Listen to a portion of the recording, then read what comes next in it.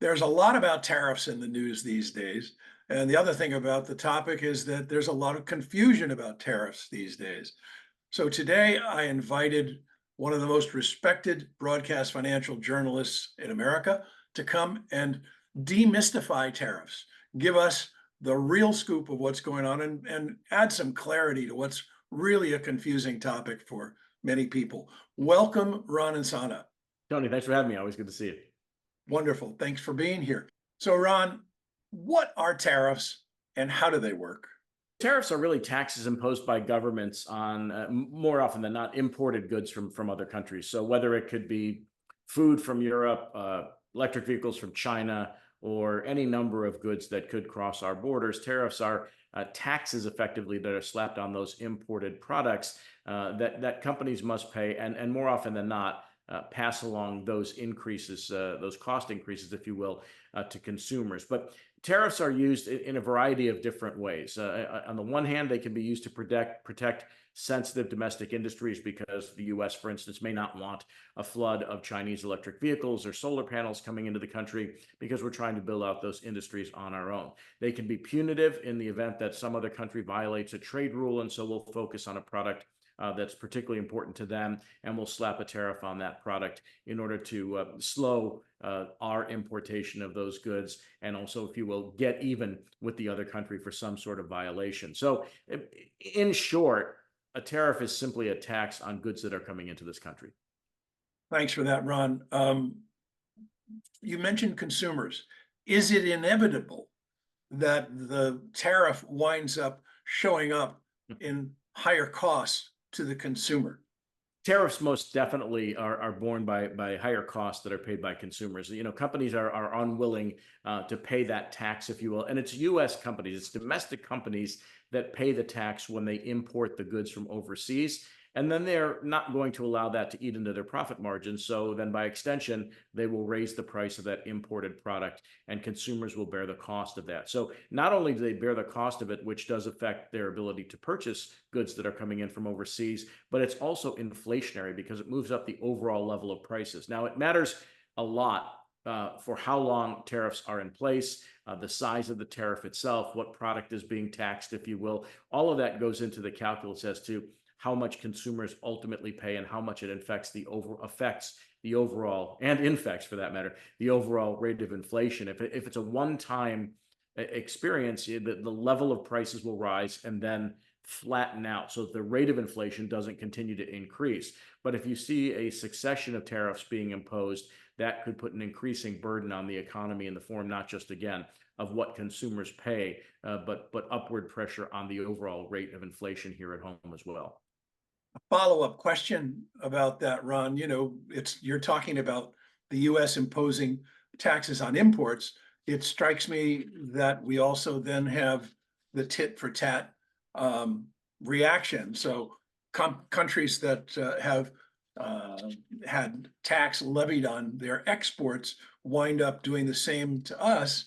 And so there's an impact on perhaps manufacturing, less manufacturing on our end that gets exported. So the risk of imposing tariffs, particularly across the board tariffs, and again, let me just preface anything I say that this is policy analysis, not personal preference when it comes to the politics of imposing tariffs. But if you were to take Donald Trump's proposals, for instance, the former president, who suggests he would put 10 to 20% tariffs on all imported goods coming into the United States, 60% tariffs on goods made in China coming into the United States, and even as recently as just a day or so ago, suggesting that he would slap 100% tariff on John Deere tractors that are made in Mexico and then brought back into the United States.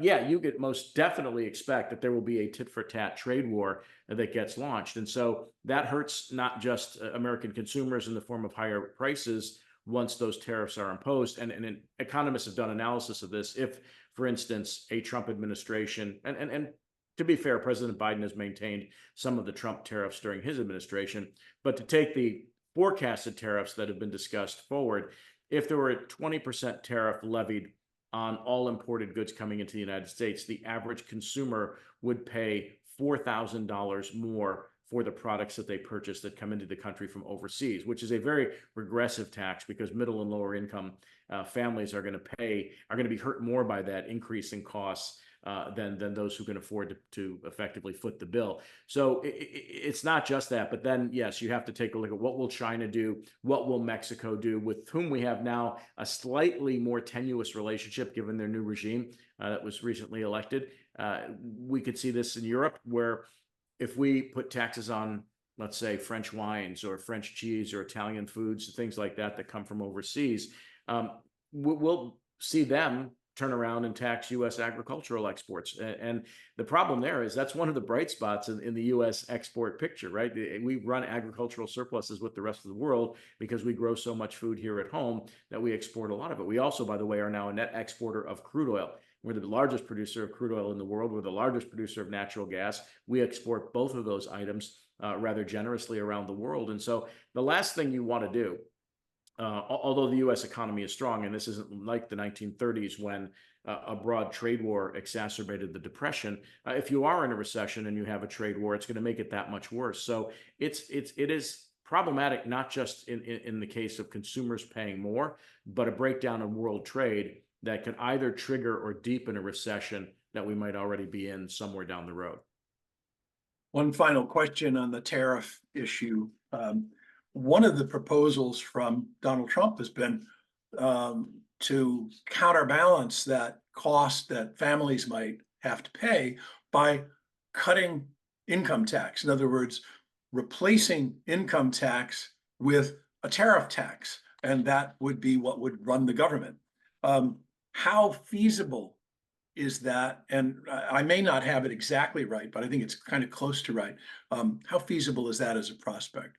So when you're talking about income taxes and tariffs, you're really discussing apples and oranges when it comes to how the federal government deals with either one of those. Income taxes, of course, become direct revenues to the U.S. government that support the amount of spending, at least to a certain degree, support the spending that the U.S. government engages in across a wide variety of categories: discretionary spending, defense, Social Security, Medicare, interest on the national debt.